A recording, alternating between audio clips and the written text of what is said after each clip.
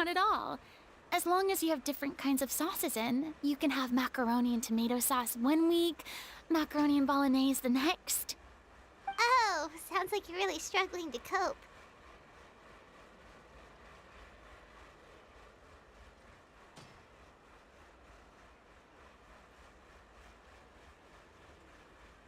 How rude!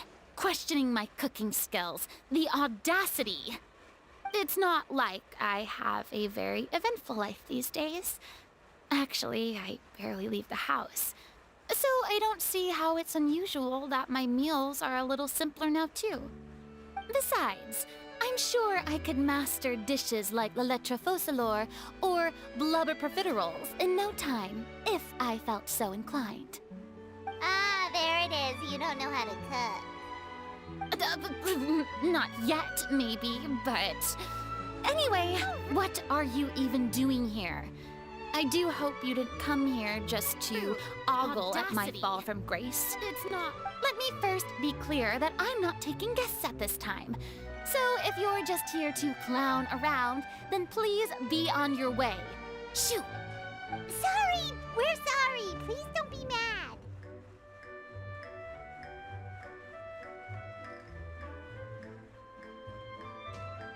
Yeah, exactly! What the traveler said! Paimon wasn't trying to make fun of you.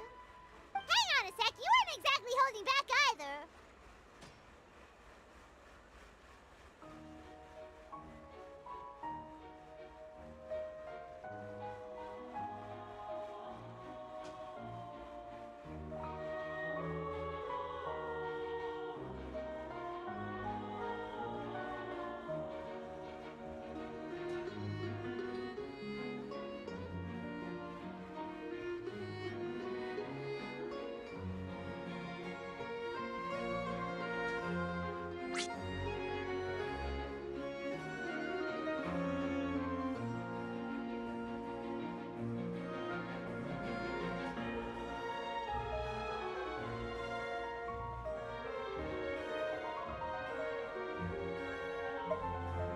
My help? Well, maybe you're forgetting that I'm no longer the mighty Hydro Archon. I don't even have a vision, you know. Don't worry, it's nothing that serious. It's just very specific, and you're the one with the power to help! Oh? Well, if that's the case, then fine. I'll spare you the lecture about your attitude just now.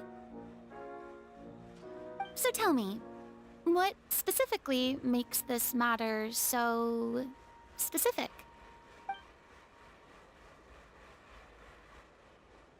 Ah, I see. I knew you couldn't have come all this way just to amuse yourselves at my expense. After all, I was once the brightest star in all of Fontaine, well-versed in all the various performing arts. A mere musical is well within my capabilities. But given the present circumstances, I'm afraid I must regretfully decline your casting request. How come? It sounds like this would be a breeze for you! True, but I have made a decision to retire from the stage. Although I am no longer required to play the role of the Hydro Archon, the time I spent inhabiting that character has left an indelible mark on me. Centuries of pretending to be a different person changes you completely. I'm not the same person I once was. Of course, that can't be undone now. It's too late, and I have no intention of reinventing myself all over again. But at least I can say that I no longer desire to play any new roles.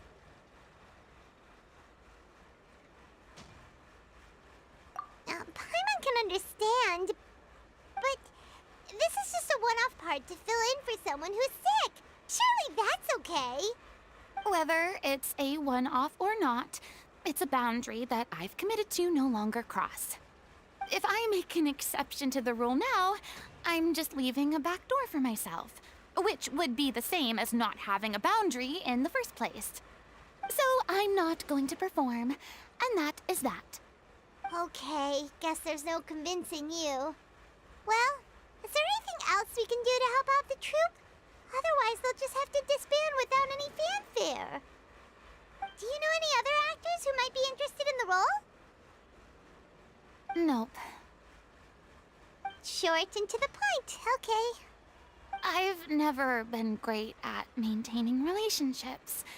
Besides, anyone I've ever worked with probably couldn't wait to get rid of me.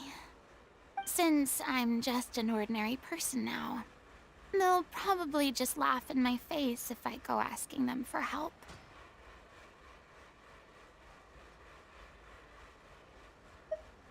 Look, I'm sorry, okay? I'm sorry I drew a line in the sand without thinking about every possible grain on the other side. Well, is there anything else we can do? This performance really means a lot to the guy we're working for. Have I not made myself clear? You're barking up the wrong tree. I don't want this job, nor do I know of anyone else who would. Sorry.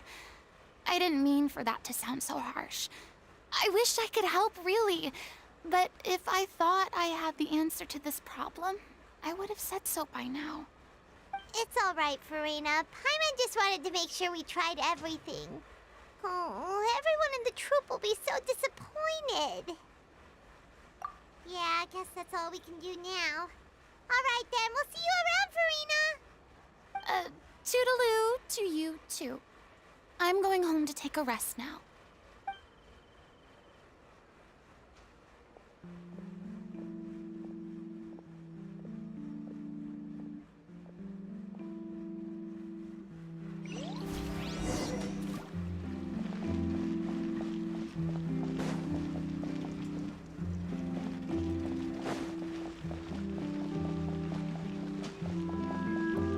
It's too bad, but we have to respect Furina's decision.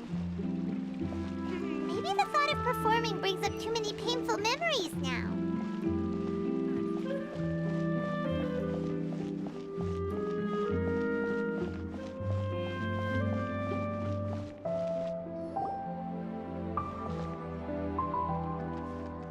Huh?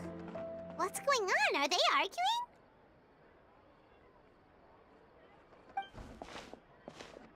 That's besides the point. I'll ask you again. Why did you start looking for a replacement without my consent? When did I tell you I'm going to take a step back? You didn't need to say it.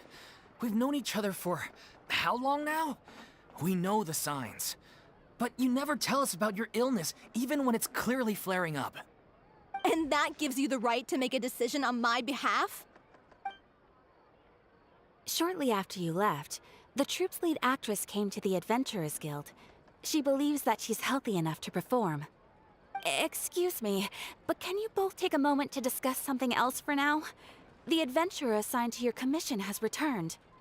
Sorry, I was just dealing with a little misunderstanding. So, how did your conversation with Furina go? Sadly, it's a no from her. We tried to persuade her, but she wasn't having it. She doesn't want to play the role for personal reasons. I see. Well, circumstances have changed a little, so maybe that's not such bad news after all. You see, our leading lady has just informed me that she's well enough to make it to the show after all. Staging the musical with the full original cast was always the dream, of course. Oh, right! Sounds like everything worked itself out then.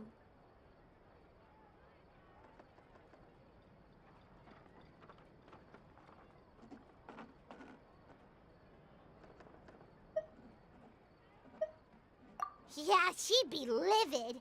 We'd get the scolding of a lifetime. Jeez, is Lady Furina really so harsh with people? Only joking, calm down. So, guess we can consider this case closed now, huh? Despite the fact that we failed to complete the commission, we were still racking our brains for ideas on the way back here.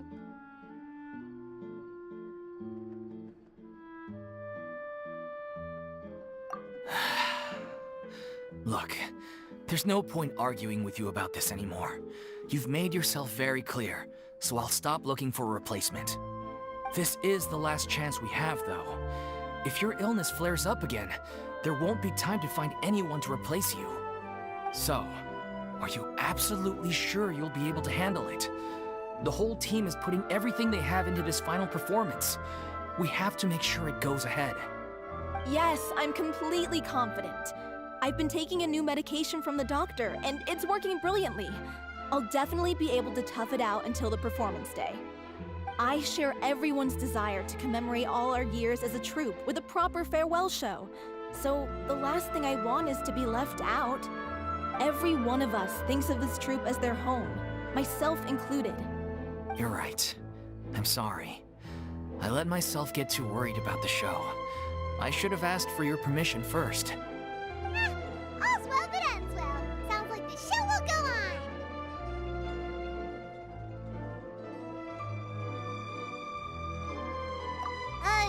Sure.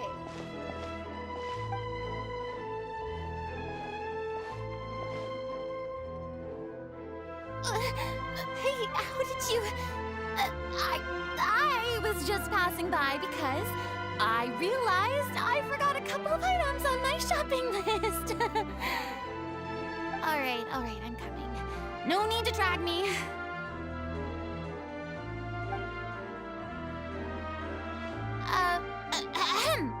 Hello, one and all.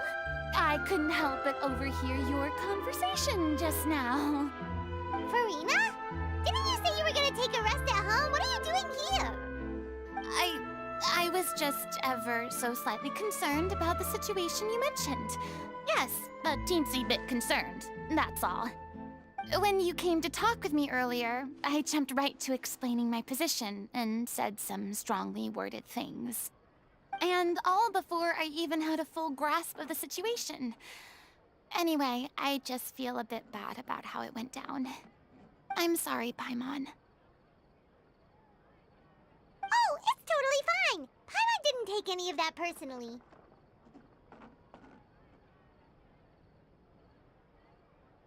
You really have a knack for asking the most uncomfortable questions, don't you?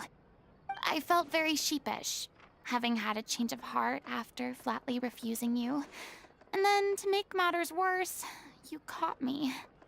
But in any case, it sounds like the issue has already been resolved. Yeah. When they said they were gonna ask for your help, I almost had a heart attack. I mean, how could we be worthy of having Lady Furina star in our show? There's no need to think like that, and no need to keep addressing me as Lady. Just Furina is fine. I was wondering, if this troupe is so important to all of you, why does it have to disband? If the difficulties are purely financial, then there must be a solution. You could put the shows on pause while you look for a sponsor, for instance. Everyone seems so devoted to the troupe.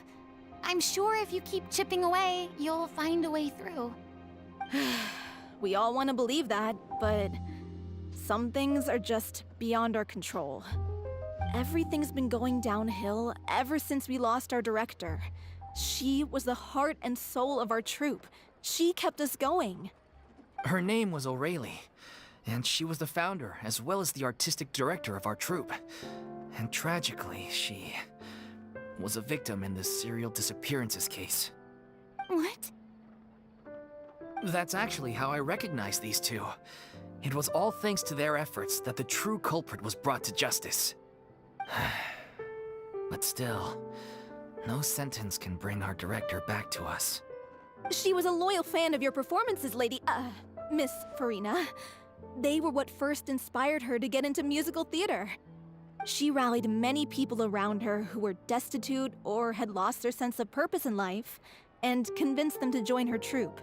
She wrote her own scripts, acted on stage, and mentored each and every one of us. People loved our performances back then. We seemed to be going from strength to strength. Things were really looking up for us. And then disaster struck. Yeah. After that, the entire troupe fell into disarray. None of us know anything about script writing, let alone how to handle the business side of things. We've been doing the best we can. But despite our efforts, things are slowly but surely falling apart. It's agonizing. But ultimately, we'd rather end things now on our own terms than stick it out to the bitter end and watch all our dreams turn to dust. Oh.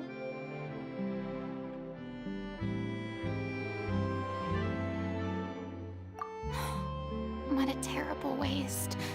A gifted artist from humble beginnings who achieved so much and no doubt had much more to give. And then her life was so cruelly taken. I suppose it's fair to say then that this final show, besides being your farewell to the stage, is also your final gift for her? Yes, exactly. We all miss her terribly. Well, good thing I followed the Traveler here. After hearing this tragic tale, I can no longer stand by and do nothing. Furina. I know what you're thinking, but I by no means plan to cross the boundary I've set for myself. Besides, they're no longer looking for a replacement anyway. I can, however, provide some artistic guidance from the vantage point of a highly experienced audience member. But only if you feel this is something that would help, of course. Oh, most definitely. We'll take any guidance that you can give. We unfortunately don't have any budget for a consultant, though. Will that be a problem? I don't need any compensation. All I'd ask in return, if you're willing, is that you tell me some more about the life and work of your late director. Something I've begun to realize since my departure from the Opera Epiclese is that there's a lot you don't see when you observe everything from on high. The law only judges criminal behavior and does not weigh human emotion. The court's verdict can settle the question of criminal liability, but what about all the unresolved emotions of the parties involved? What happens to them? An interesting answer. But if you ask me, I think all emotion shall ultimately return home to the heart and slowly settle with the passage of time. Take, par exemple, how this troupe pines for their late director. Things such as this I have never witnessed before, and so I should like to observe, perchance to understand.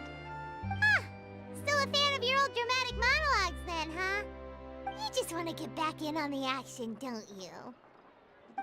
No. This is a completely different situation. Pearls before swine. The name's not Swine, it's Paimon! Would you be willing to join me? Come on, take a break from adventuring to listen to a story. Thank you all so much. Our director was a huge fan of Miss Furina's performances, as of course we all are. All right, follow me. We'll go to our usual practice space. Please excuse the size. It's a little on the smaller side.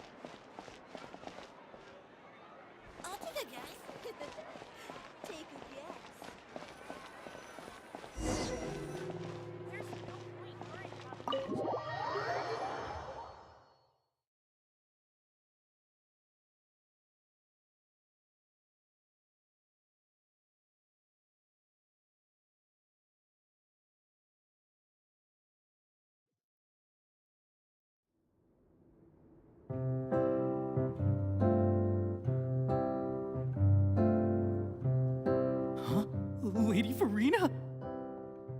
What's Lady Furina doing here? Hello, all. Allow me to explain. As of today, Lady... Miss Furina will be supporting our production of The Little Oceanid in the role of artistic consultant. These two over here are the ones that made it possible. They kindly reached out to Miss Furina on our behalf. I'm sure they need no introduction. You bet! That was the trial of the century! You helped bring our director's murderer to justice. We can't thank you enough. Oh, please don't mention it. We're just here to join in on the fun. So, you were saying The Little Oceanid? Yeah, that's the name of our final show. It's an unfinished script left behind by our director. One of our greatest regrets is that she never got to complete it. So, if we can bring it to the stage and make it a successful show, we can all take some solace in that. Wait, but if it's not finished, then... Yeah, we've been battling issues on every front trying to realize this dream. Anyway, let me give you a quick summary of what the story's all about. The protagonist of the story is a young Oceanid who transforms herself into human form, despite the protests of her family. She longed to live just like any other human, and sure enough, she found friendship and even love. Everything seemed perfect. But one day, her true identity was exposed, and her world came crashing down around her. So far, so good. A classic tale. What happened after that? That's one of the issues we've been trying to deal with. Unfortunately, this was as far as the director got with her script. We need a proper ending so we can bring this musical to the stage. But people have different opinions on which direction to take it in. We still haven't decided between a happy ending or a true-to-life tragedy. By true to life, you mean the director's sudden disappearance? Yeah, like they say, truth is stranger than fiction. But then there's the question of whether we really want to use the stage to pass our raw pain onto the audience. Exactly. A lot of the time, people come to watch a show just hoping for some light entertainment. We have to consider their emotional stake in this, not just our own. And one last thing. We're still waiting on confirmation from two of our main actors. The first is Paulo, who plays the protagonist's lover. He's locked himself away to focus on writing an ending for the script, but the deadline's passed and we still haven't heard from him. The other is Villemont, who plays the main antagonist. He took the director's death pretty hard. Hasn't set foot in the city since. He did write to us, promising that he'll be there for the final performance, but we haven't seen or heard from him since. So we're not really sure what to make of that. Huh. Although, now that we have Miss Furina helping us, maybe we should take the opportunity to get everyone back together. What opportunity? What do you mean? Maybe you're unaware, but your name has always been like a rallying cry for us. Our director was constantly singing your praises. All of us look up to you as a role model. Oh, stop! You're making me all flustered. Although, not in a bad way. I suspect the reason they're dragging their feet is that they have their doubts about whether the show will really go ahead, considering all the issues you've been facing. But one by one, all the obstacles are being removed. Now is the time to rally the troops. Makes sense. Okay, priority number 1, let's check in with Paulo and see where he's at with the ending. He went back to Poisson a few days ago. Said that staying in a friend's home might help him to relax and escape the feeling of isolation. I thought the last thing his friend would want right now would be to take visitors, given that Poisson was flooded not too long ago. But I guess it's the opposite. A friend in need and all that. Yeah, maybe he could use some company. Poisson? Nothing. I suppose my presence will be indispensable if we are to restore his faith in the show. So, allons-y. Tout passant!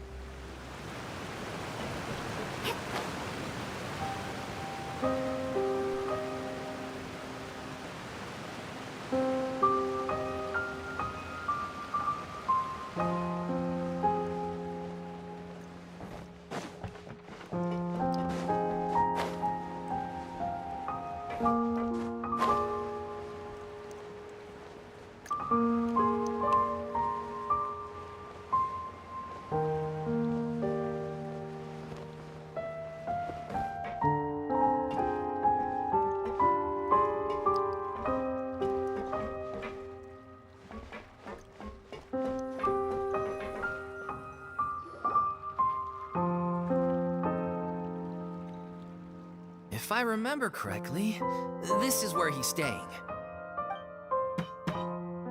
Who is it? It's me. Is the script ready? You came all the way here for that? All right. Forget that for now. Just come on out. We've got some great news. Nice try. Look, just give me some time, okay? I'm just wrapping up this last part of the script. I'll be out once I'm done. Okay then. Looking forward to your masterpiece. So, as expected, he's missed the deadline. The ending is one of the most important parts of the show. Even once he's done, it isn't final until we've all had the chance to read through and make sure we agree on it. Someone told me they'd just seen you in Poisson. I assumed it was a case of mistaken identity, but sure enough, here you are. And Furina, too. I was wondering if we might run into her. So, you're here for Paolo? Looks like he could be a while, so feel free to take a stroll around town in the meantime. I've made all the arrangements already. Oh, it's okay. We can just wait here. Thank you for being so considerate, Miss Navia. That sounds wonderful. We'll take that stroll. Get over here, you! How oblivious are you? How are things in Poisson now? Any better? Things are on the mend, but it's a slow process. Some people may never recover from the trauma they experienced. I'm sorry to hear that. I wish there was something I could do. Please, must our conversations take such a depressing turn every time we meet? We all have painful memories, but we don't have to let them cloud everything we do. And if you're trying to make a new start, perhaps it's best if you don't bring up the past all the time. Thank you for your words of comfort.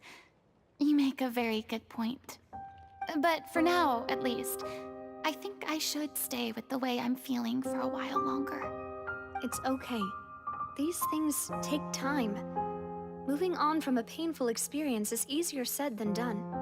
Which brings me to why I'm here. I thought you should probably know that not everyone here is ready to forgive and forget after the Hydro Archon's inaction in the face of catastrophe. To avoid upsetting the peace, I told the townspeople that everyone here is a member of the theater troupe, and that you are just an actress playing the role of Furina. It's not a perfect solution, but hopefully it means you won't have to lie low while you're here. That's so thoughtful of you, Navia. Well, what do you expect?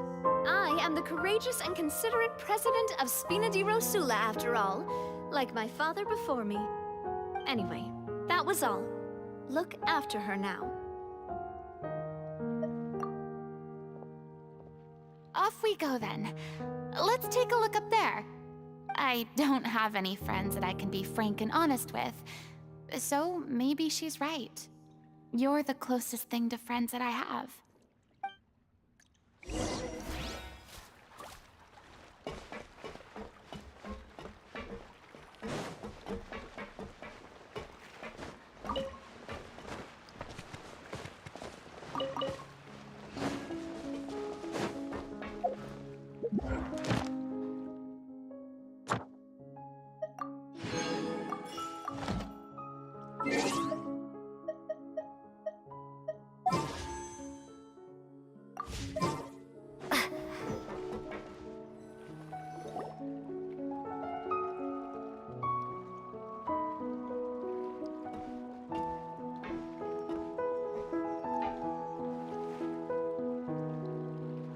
I'm so grateful that Miss Nafia was so understanding.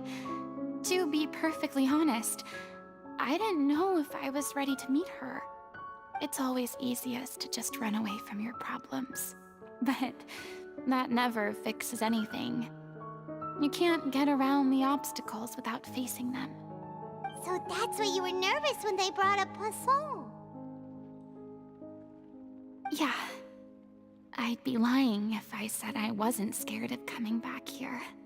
Still, I felt it was something I had to do. As I was saying before, I want to see for myself the things that I never could in the past. I'd be overjoyed if the people here could find it in their hearts to forgive me. But they're more likely to unleash a tirade of vitriol against me. Which, of course, I completely understand and accept.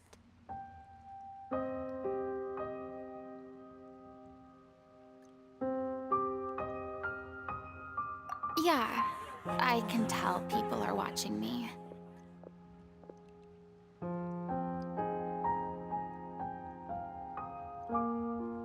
I'm sure some people here see the idea of someone coming to Poisson dressed as the Hydro Archon as extremely disrespectful. I used to be terrified of the gaze of other people, especially when they had suspicion or resentment in their eyes. I guess I wasn't quite ready for this after all. I'm not surprised you're making yourself go through all of this.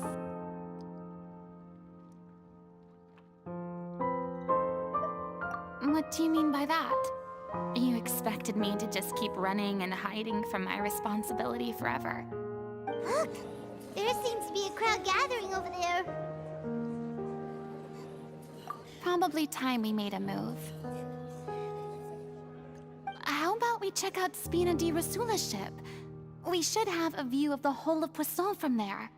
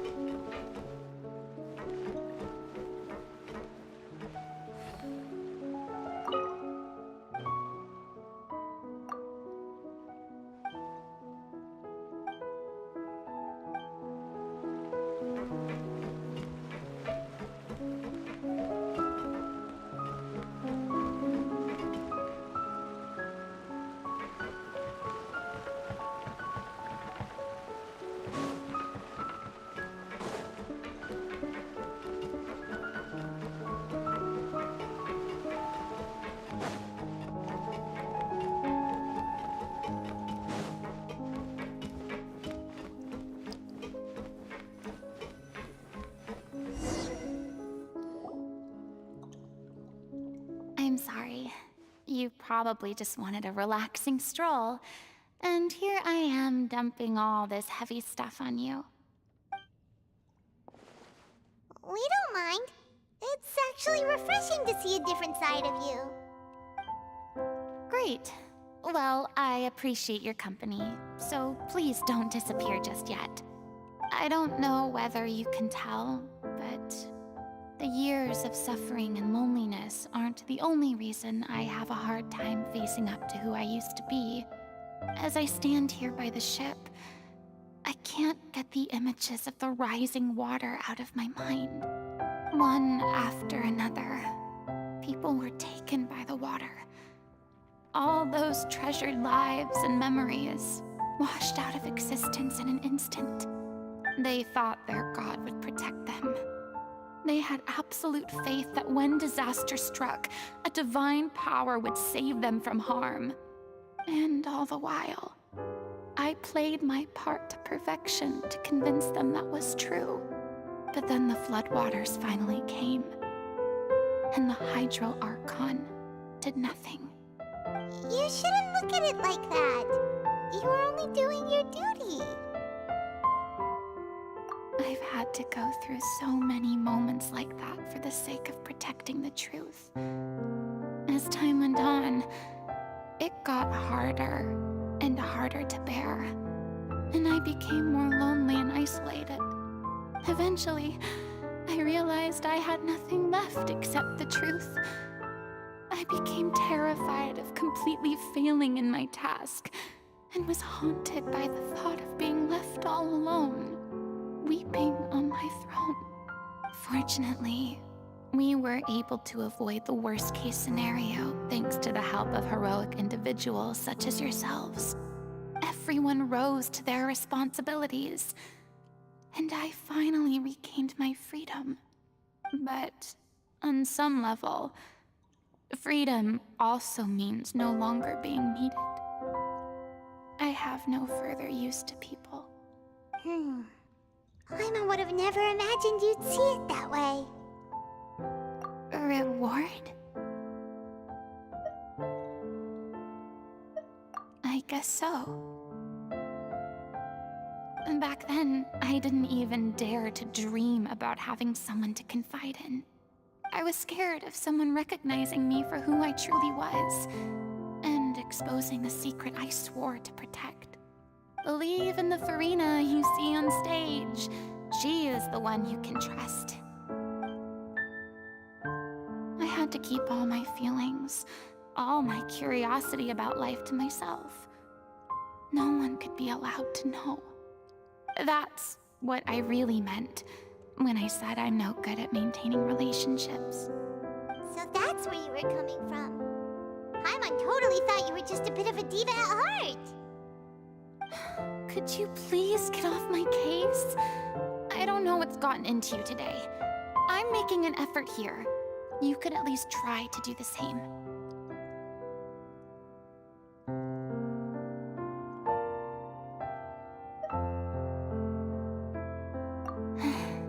I do. I once had nothing but the truth, and now I'm finally free to live my own life again. And even though I have no idea where I'm going right now, at least the choice is in my hands. All right, it's about time to head back. Paulo should have finished the ending by now. Sure. Okay, let's head back and check it out.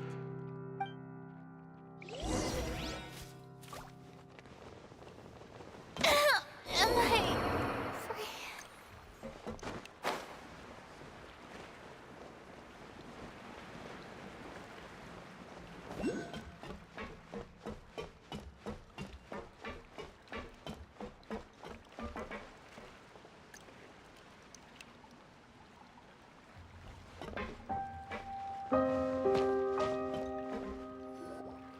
Didn't you say you needed to watch what you eat?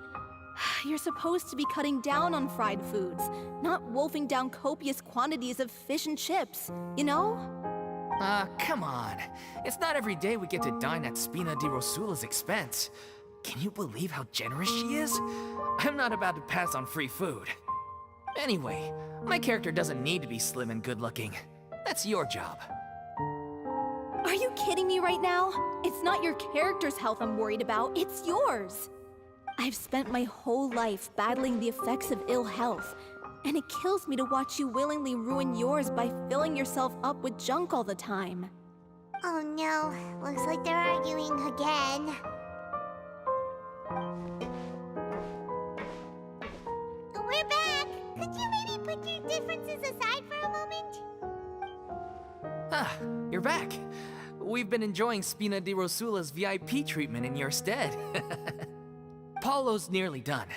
We shouldn't have to wait too much longer. Great! So you were discussing your characters, right? We heard she's playing the Oceanid who turns into a human girl. What about you? Me? I'm an Oceanid too.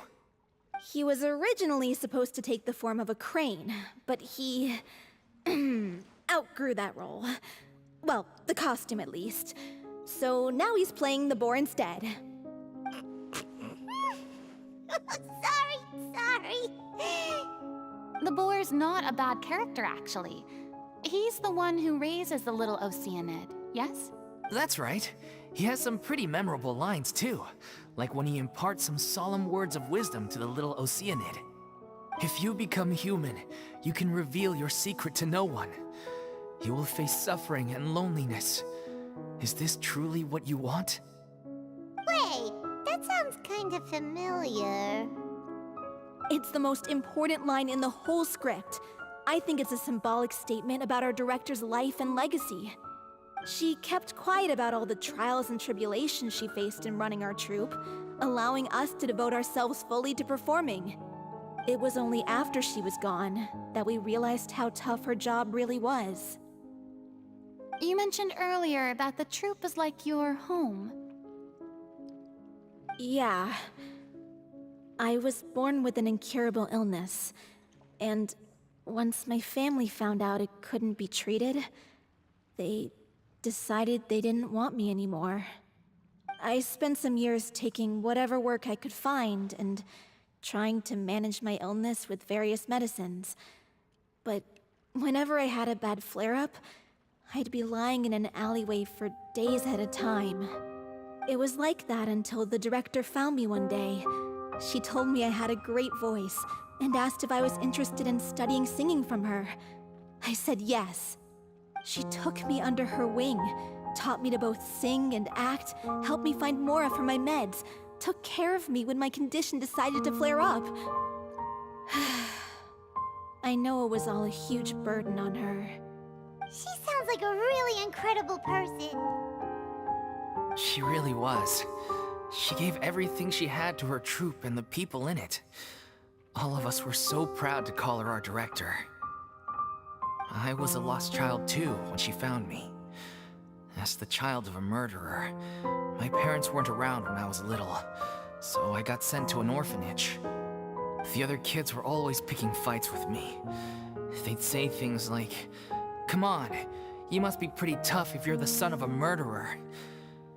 It was just to taunt me, though. I was an easy target, and they knew it. One day, I got beaten up so bad that I just couldn't take it anymore, so I ran away. I lost all faith in humanity by that point. Thought the whole world was out to get me. Let me guess. Fortunately, the next person you ran into was the director. Yeah, for the first time in my life, I was somewhere I felt safe. And I promised myself I'd stay here until the day the group parted ways. The day you hoped would never come. How times change. Oh, you're finally done? Get your butt over here. There's someone I need to introduce you to. This is our new artistic consultant, Miss Furina. Furina? The Furina?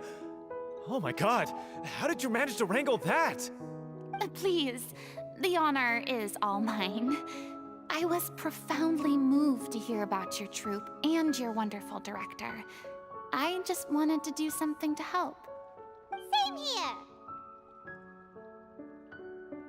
Even so, this is just... Oh wow, I'm sorry. I'll try to calm down.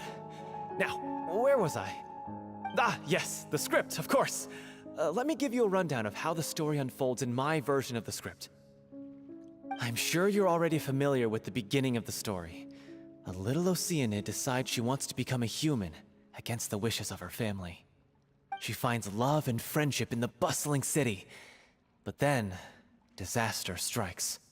The people start to notice that all the fresh water in the surrounding area is slowly disappearing. The soil is becoming arid, plants and flowers are withering, and the people begin to panic. The little Oceanid, Cleo, and her lover decide to do something about it and investigate the truth of the matter together.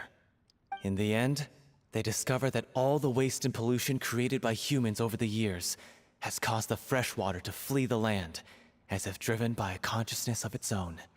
Consciousness? You mean the water is sentient?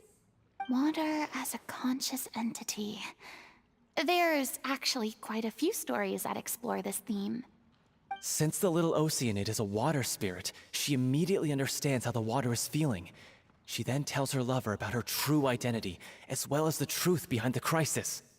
Her lover accepts her for who she is, and works with her to find a way to bring the water back. However, unbeknownst to them, there were some people eavesdropping when she revealed her secret. The little Oceanid is accused of being directly responsible for driving the water away, and faces the greatest dilemma of her life. And then? In the end, she makes the brave decision to sacrifice herself to save her lover, and the rest of humanity. Huh? But didn't they all treat Cleo like a villain? Why would she want to save them after that? Well, she mainly wanted to save her lover, plus everyone who'd stood up for her. Through her love for her human partner, she was able to find an even greater love, one that extended to all of humanity. Surely the biggest strength of Cleo's character. There's actually something else that bothers me. You know the protagonist is supposed to represent the director, right? And she never had the chance to become a hero in our world. If we're serious about dedicating this show to her memory, we should make the ending as true to life as possible. What about if the little Oceanid is hounded to death by people who hate her, her lover makes sure her secret never gets out, and humanity continues down the path to extinction? That sounds like too cruel of an ending to me. And perhaps a little irresponsible to present to the audience.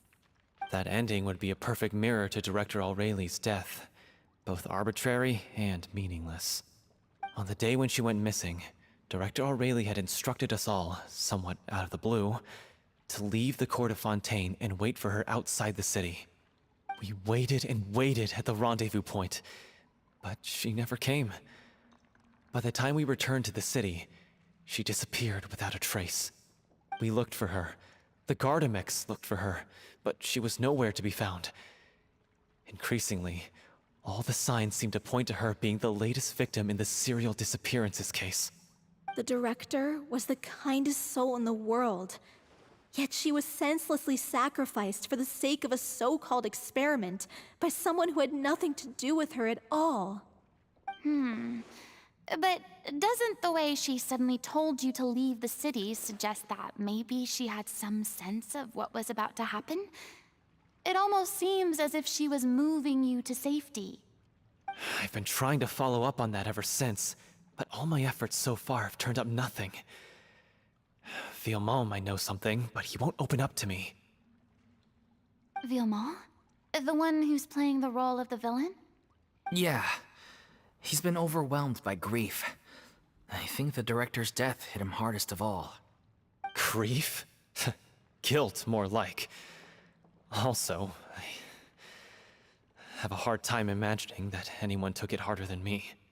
Because, well, speaking of the play being true to life, I was deeply, madly in love with Aurelie.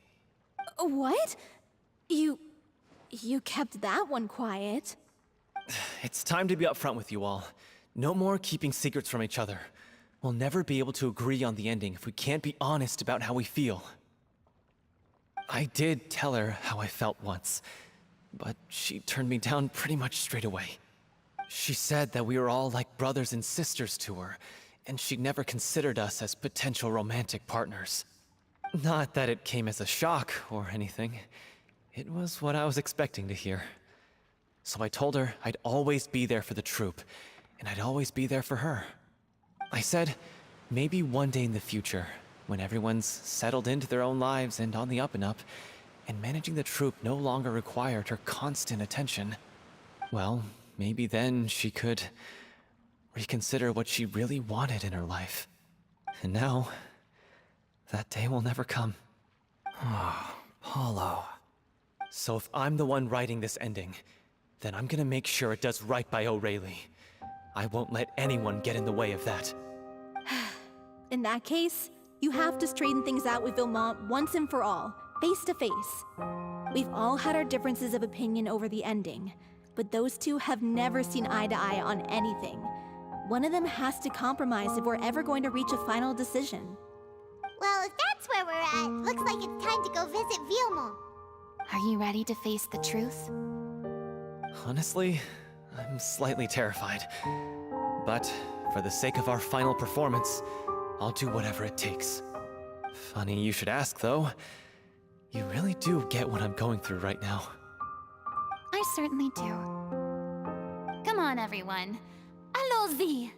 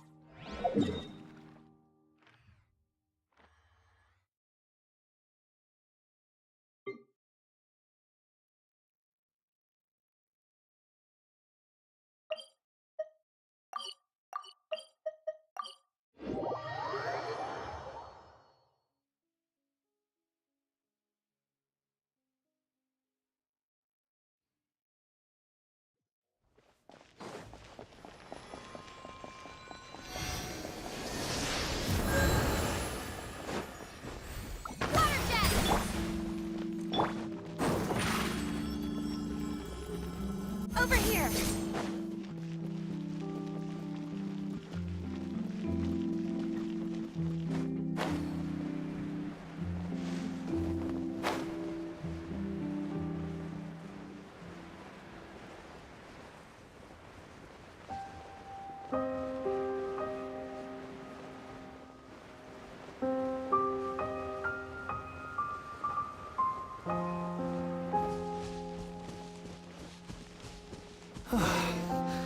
This is tough going.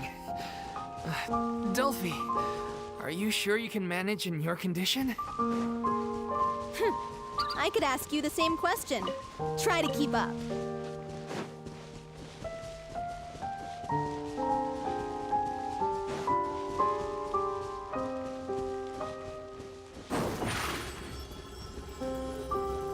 Step on up!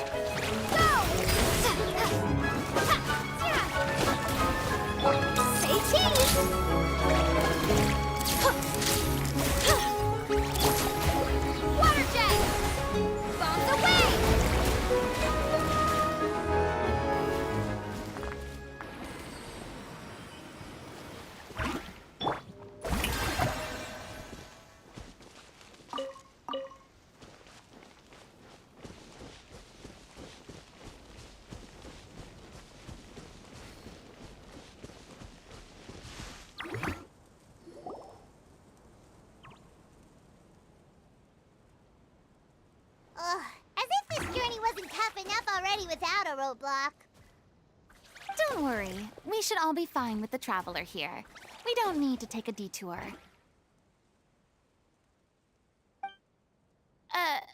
Wait, why are you all looking at me? You're not seriously expecting me to fight, are you? We're just curious, that's all. I don't think anyone's ever seen Furina in a fight before. Yeah, but don't you remember why? The Hydro Archon willingly gave up all her power so it could be converted into indemnitium. Miss Furina said so herself. Precisely! And I'm not even the Hydro Archon anymore, so all my power is gone anyway. As much as it pains me, unfortunately, I should just stay put. I'm more like a damsel in distress more than anything. That sounded so smug. Ugh, secondhand embarrassment is unbearable. C'est la vie indeed. Alas, I am forced to watch on helplessly as a more brave and seasoned adventurer than I swoops in to save the day. Aw, too bad. I was so pumped to feast my eyes on fight mode Furina. Sorry to leave all the heavy lifting to you. Don't worry, piece of cake.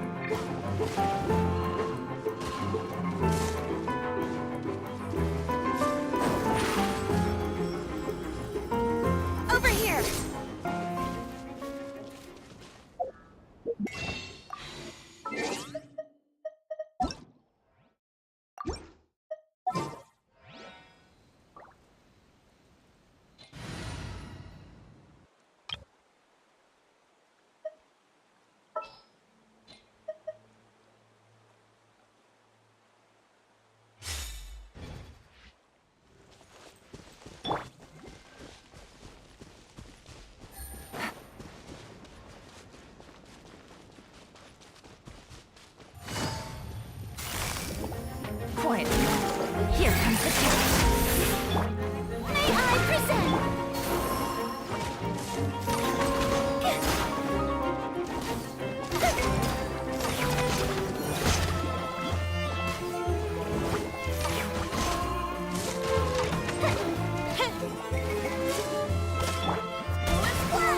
Wait, hear me.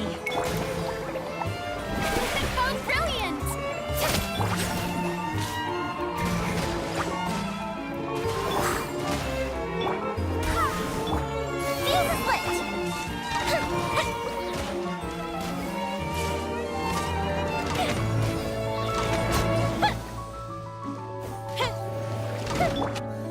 May I present?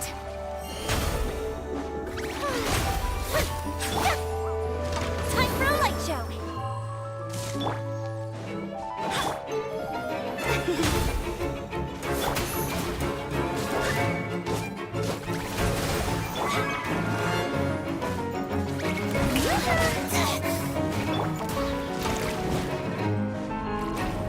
Music lit.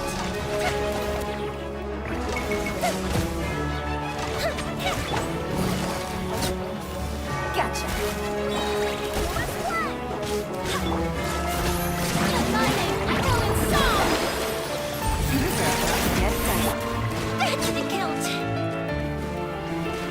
Time for a light show.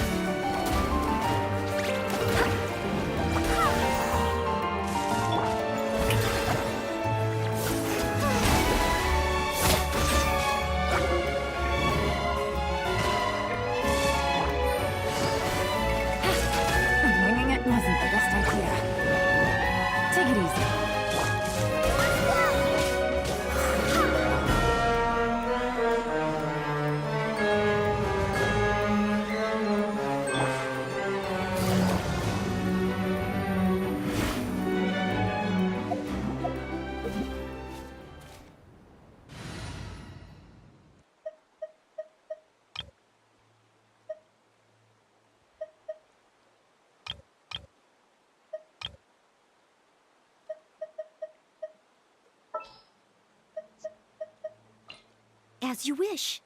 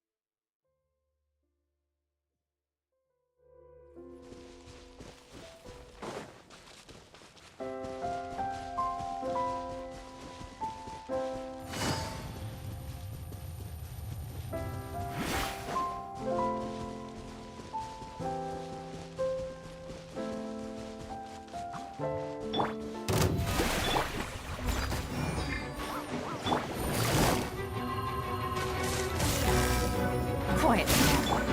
Fuse is lit!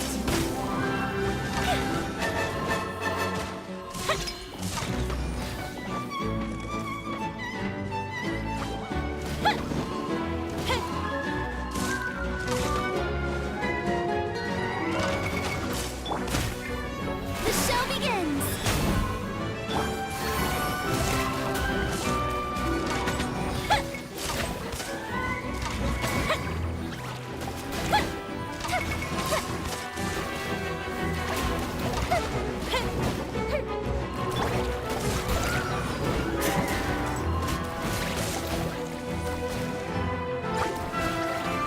As a good night show.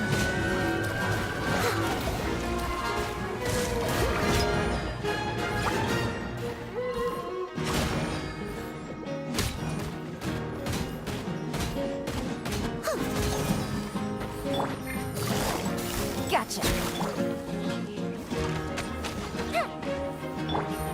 Here comes the cat. Show me bravo! Good show! You certainly live up to your reputation. Yeah, thank you. Anyway, the path is cleared now, so onwards and upwards.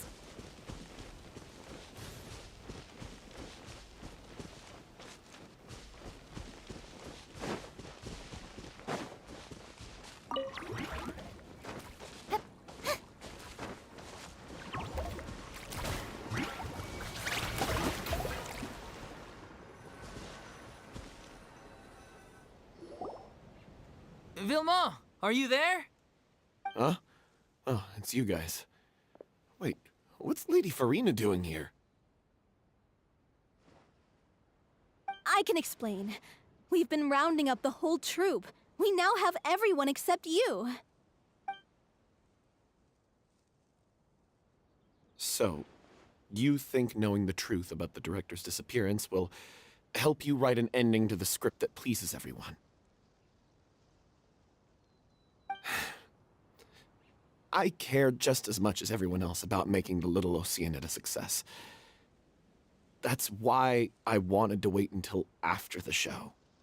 If I open this can of worms now, I just don't want to make things difficult between us. We're supposed to be a unit when we're on stage.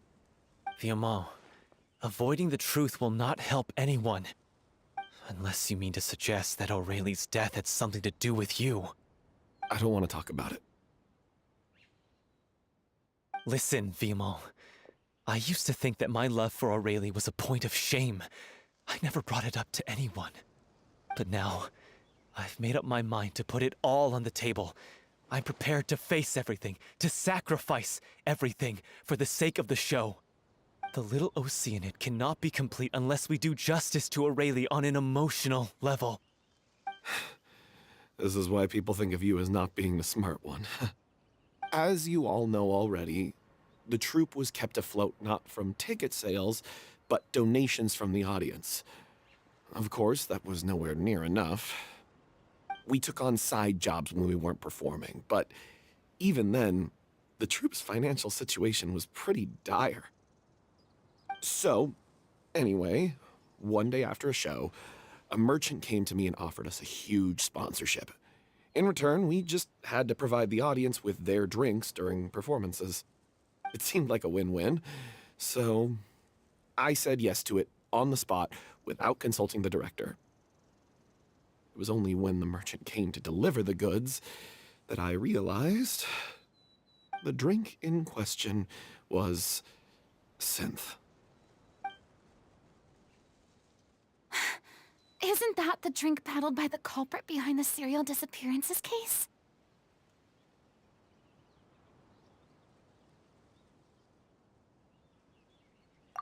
I freaked out when I saw the boxes.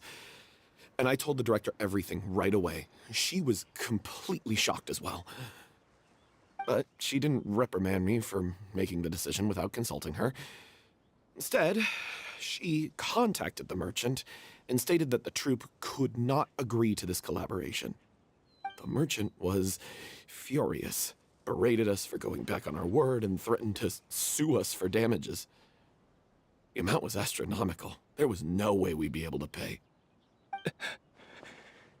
And then? I was going to sort it on my own, but the director stopped me. She said that this was an issue for the whole troupe, and it wasn't my fault. But things only got worse from there. The synth merchant just wouldn't let up, and then suddenly the director told us all to leave the city one day. I knew then that things must have reached a boiling point. I admit this whole thing was my mistake. I didn't dare to tell any of you the truth back then, and after the director disappeared, I was even more afraid to say anything.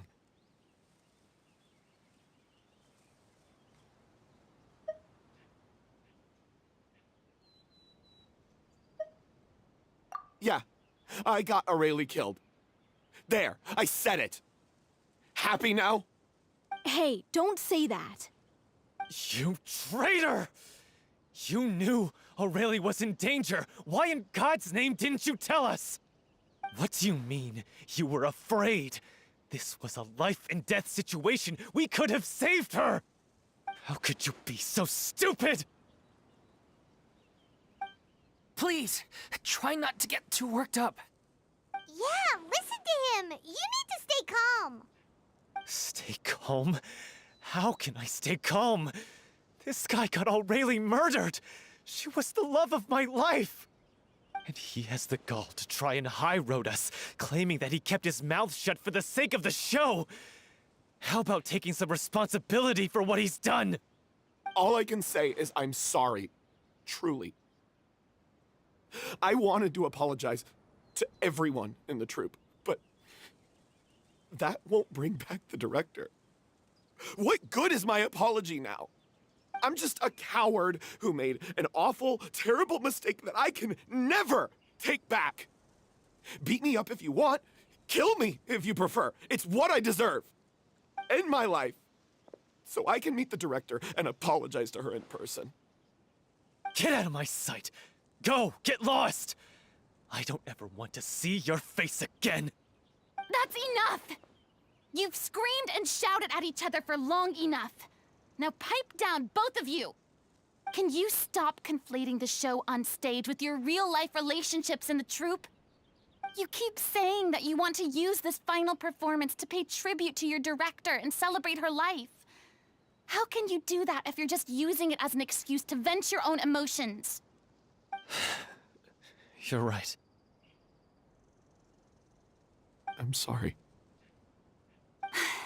On stage, the lead role is the focal point of the audience's attention. And you're all used to seeing the director as the heart of the troupe. But in her own life, her greatest desire wasn't to be the center of attention. I can tell how much she loved you all, and how much she loved the troupe. What she wanted was to build a warm home for all of her brothers and sisters. To shield you all from the storms that rage in the world outside. That's how you should remember her. And that's what you should be celebrating. I understand why you're trying to make her the hero of the story, but isn't she your hero already? After everything she did for you? Yeah.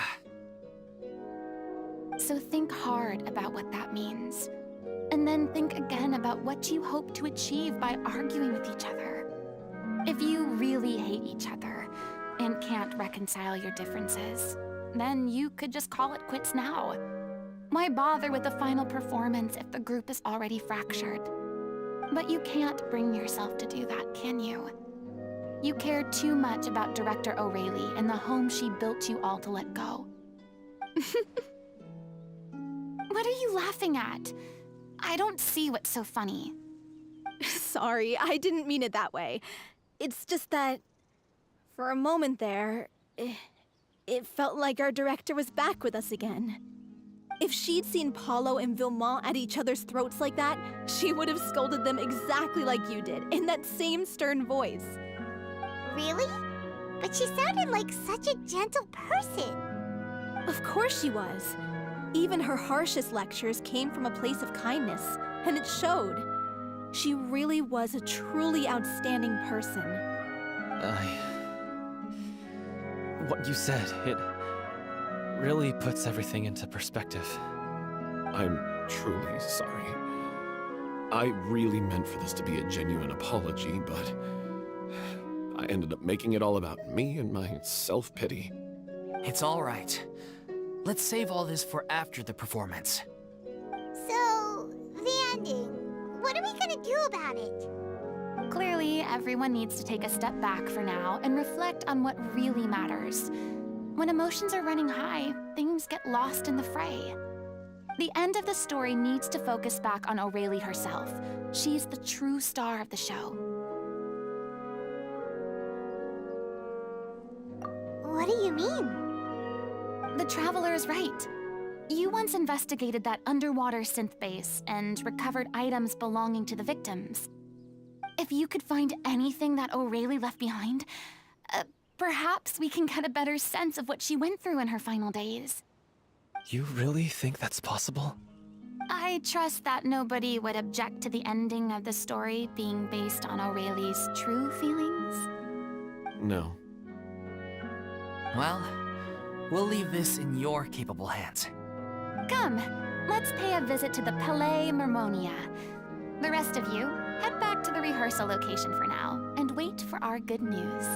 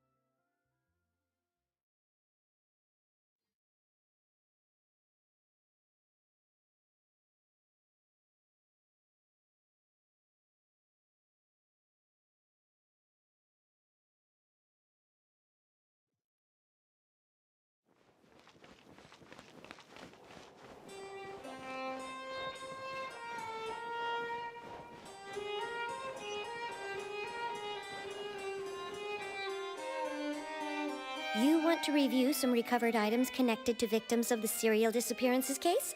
But, that case has been closed for quite a while now. Still, since you were the ones who discovered and submitted the evidence in the first place, you don't actually have to submit an application. Okay, please hold on. I'll have someone dig them out.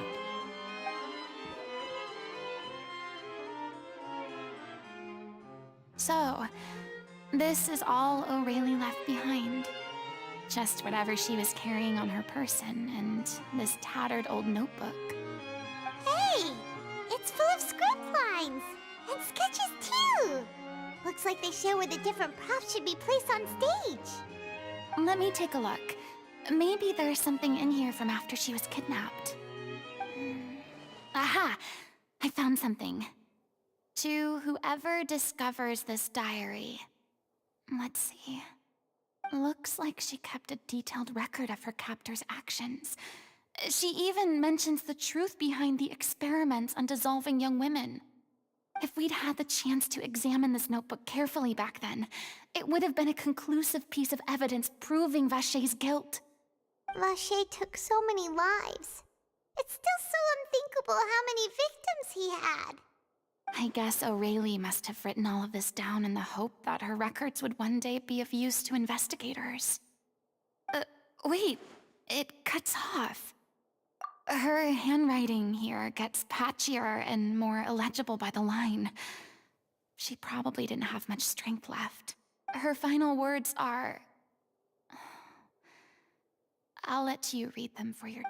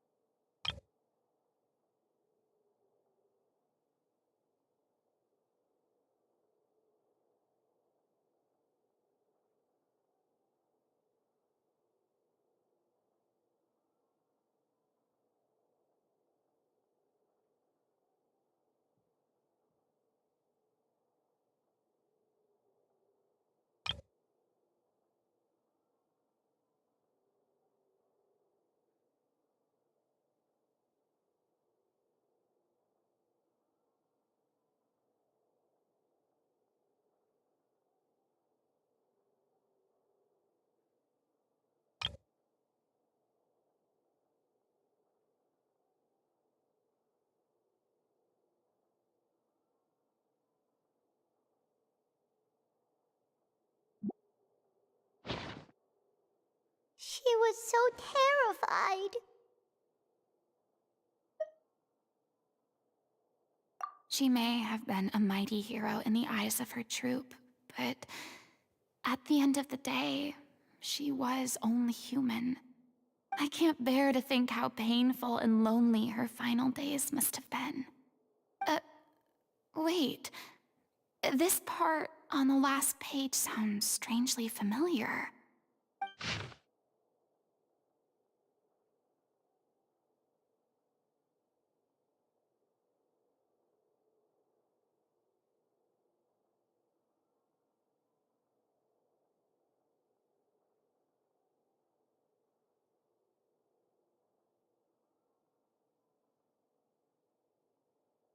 If you become human, you can reveal your secret to no one. You will face suffering and loneliness. Is this still what you want? Isn't that the most important line in the Little Oceanid? Because I am an older sister to them. Oh. So she didn't regret her decision. Even as she sat in silence, waiting for death to come. I'm sure this is what the troop would have hoped to hear as well. She had their utmost trust, admiration, and love, and she truly deserved it.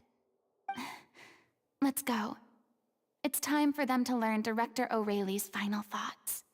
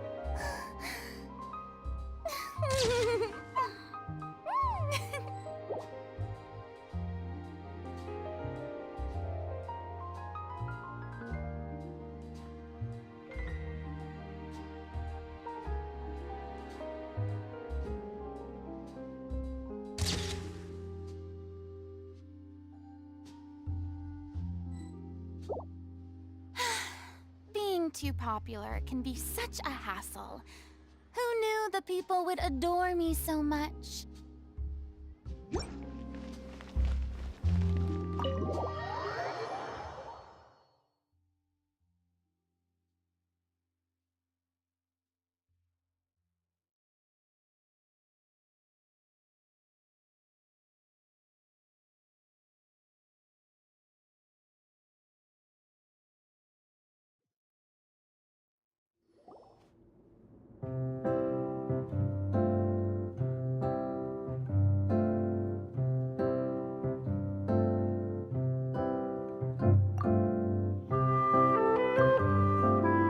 She deserves a hero's farewell.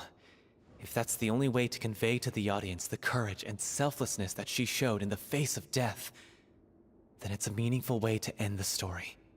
Even in the last moments of her life, she was still leaving a trail for others to follow.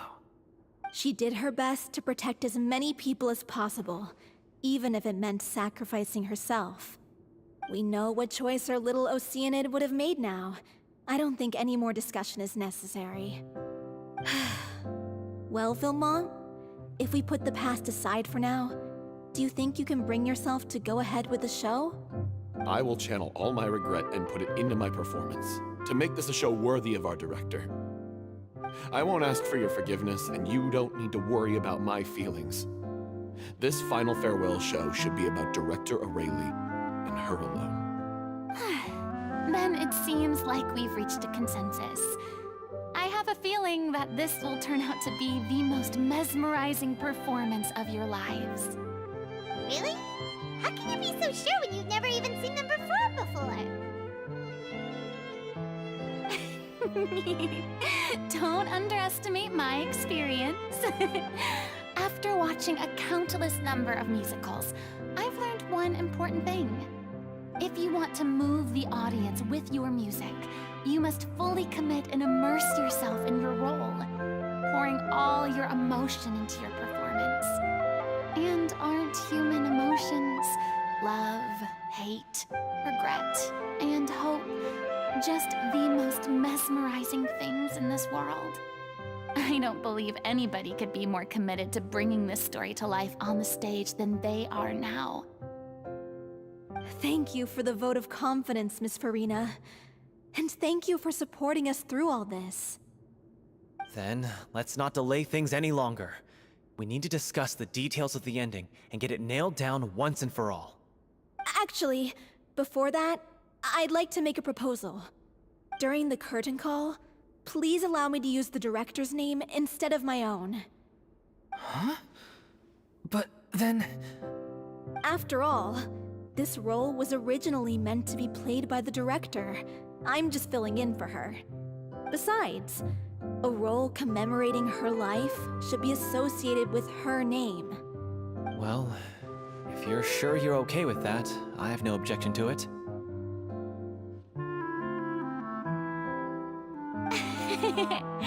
Now we're talking like a serious acting troupe.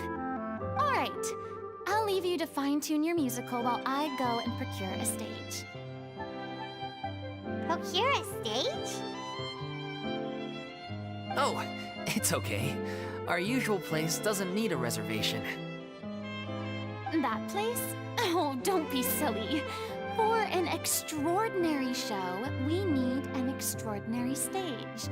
By which I, of course, mean the Opera Epiclese. Whoa, wait, what? No. That's never going to work. It's far too fancy for the likes of us. What are you afraid of? Surely you don't think that Aurelie's story is unworthy of the grandest stage in Fontaine? No, that's not what I meant. It is supposed to be your grand finale, right? I have no problem with it then.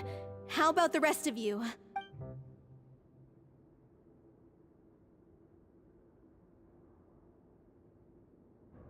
I'll take your silence as a yes.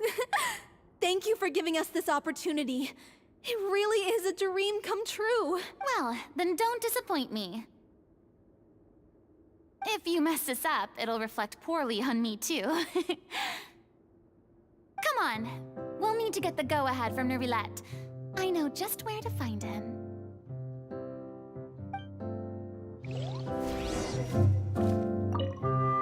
During the final scene, maybe we should stop the music just before Cleo takes the stage?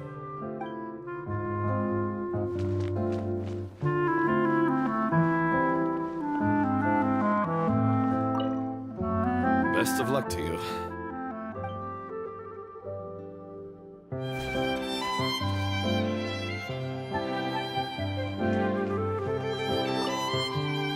First Miss Furina, now the opera epiclese?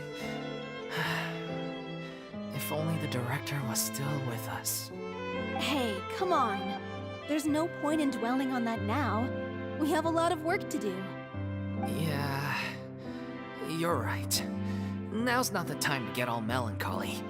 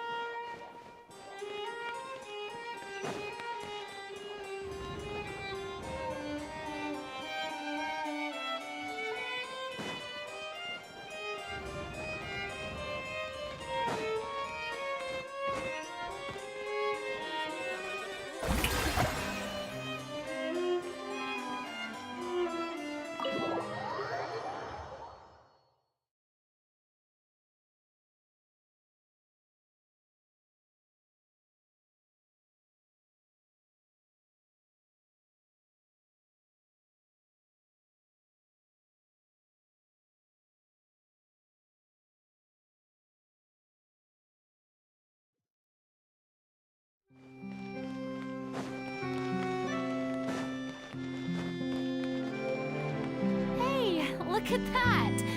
Looks like I guessed right. You were just guessing? knew you'd be here. I'm here merely for a short break. It has been a while, Miss Furina. And you too, traveler in Paimon. What might I assist you with today? I would like to book the Opera Epicleus for an event. You see... I understand. The process for booking the Opera Epicleus is complex and can be somewhat cumbersome. But given that the request is coming from the three of you, I see no reason to make things unduly difficult. The story of the little Oceanid is most fascinating. I'm looking forward to seeing it performed on stage. I will say, however, that I am surprised to see your passion for the performing arts rekindled after all that has happened. Huh? What do you mean? Do I look excited? Yes. And this is the first time that I've seen you like this since your departure from deityhood. At first, I just felt bad about rejecting them. So I wanted to learn a little bit more about their situation. But one thing led to another, and... well, here we are. In the past, we sat in our high chairs in the court, giving our opinions on isolated cases, all while knowing very little about the human stories behind each and every one. Maybe it's because I finally become an ordinary person and gained my freedom, but I've developed a great sense of curiosity about their lives. I am truly delighted to see you find a new lease on life. Now that you've regained some confidence, have you had any thoughts regarding a return to the stage? Why would you suddenly ask a question like that? Well, if the Little Oceanid turns out to be a great success, it will no doubt become a classic. Many theater companies are certain to add it to their repertoire. The experiences and decisions of the protagonist Cleo are all modeled after your own. Naturally, this makes you eminently suited to playing the leading role. It would truly be a shame if you did not take this opportunity to allow audiences to enjoy your outstanding acting talents once more. Haven't I already made myself clear? I won't act or perform in any role ever again. No exceptions. Nor do I think it is any great shame.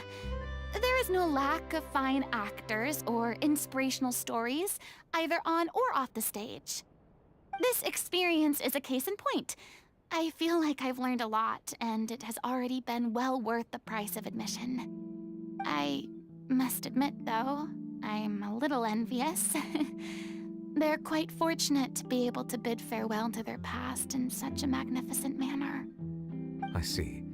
Well, I'm glad to learn that you have found a role to play that you enjoy, be it on the stage or not. I sincerely hope the show will serve as the grandest of finales. I will have my staff book the date and mail the relevant paperwork to the troupe once the details are confirmed. Thanks, Nervalet. You are very welcome.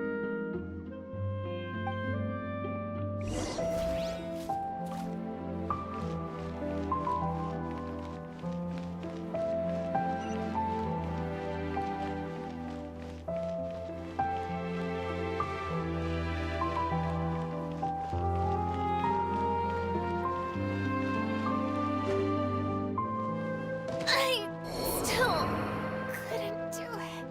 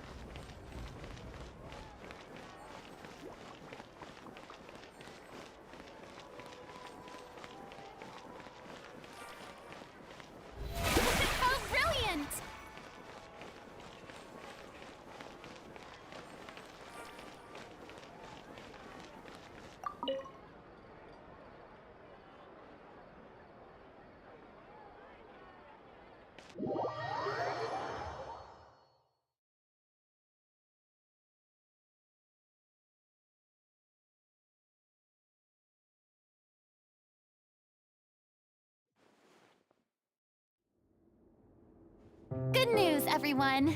It's done. The Opera Epiclese is booked. Thanks to my eloquent and impassioned speech, Monsieur Neuvillette was moved to provide us with a fitting stage for this special performance. We've had to fight every step of the way for this opportunity, but we now have all of the ingredients necessary to stage a truly spectacular performance. A touching story, a magnificent venue, and last but not least, a passionate and dedicated cast. Now, let's work together and make this show the best it can be. This is truly wonderful. The sooner we can finalize the ending, the more time we'll have to rehearse. Fiumali and I just went over some parts of the script and tweaked a few things. I think it's really going to resonate with the audience now. Wow, you two had a constructive conversation? That's great! Communication is vital to any good performance. Look at us! We've come so far. I never could have pictured this scene a few days ago. It's amazing! Even though Furina's still being a bit of a drama queen about it all, she's really fired everyone up! Please feel free to give us any comments or suggestions you have. We really value your input. Hey, Loic, get over here. Time to practice the opening number.